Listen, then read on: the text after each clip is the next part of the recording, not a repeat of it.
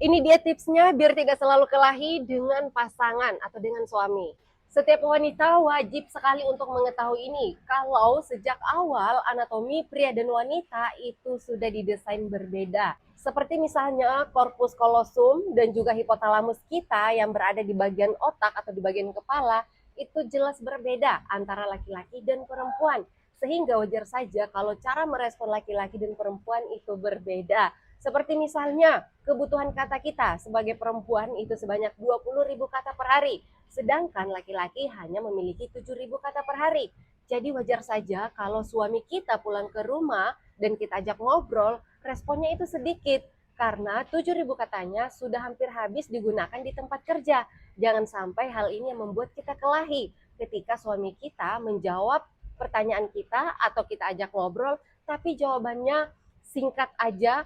Itu bukan berarti dia nggak sayang, tapi karena memang dia nggak tahu harus ngomong seperti apa lagi. Yang nomor dua yang harus kita pahami juga adalah wajah laki-laki itu cenderung memang lebih kaku dibandingkan kita wanita yang lebih lentur dan mudah sekali tersenyum.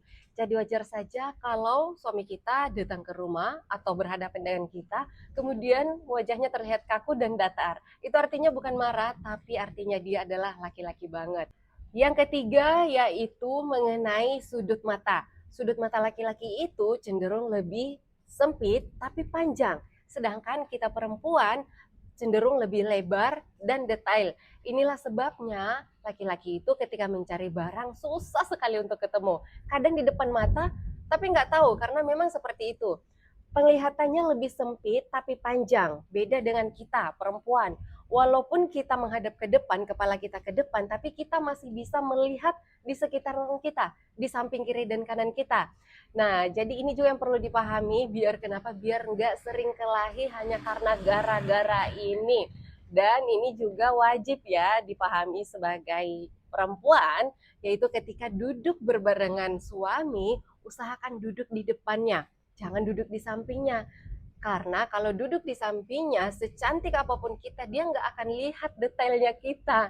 Padahal kita sudah menunggu nih, sudah dandan cantik-cantik, sudah menunggu bakalan dipuji, nggak akan bakalan dipuji. Karena suaminya nggak bisa melihat secara detail. Bahkan yang dilihat adalah orang lain, ibu-ibu yang ada di depannya. Jadi wajib sekali ketika jalan berdua dengan suami atau pengen dilihat secara detail oleh suami, maka duduklah berada pas langsung di depannya, jangan duduk di sampingnya. Nah, yang keempat, hipotalamus. Ada yang dinamakan hipotalamus. Hipotalamus laki-laki itu 2,5 kali lebih lebar dibandingkan kita perempuan.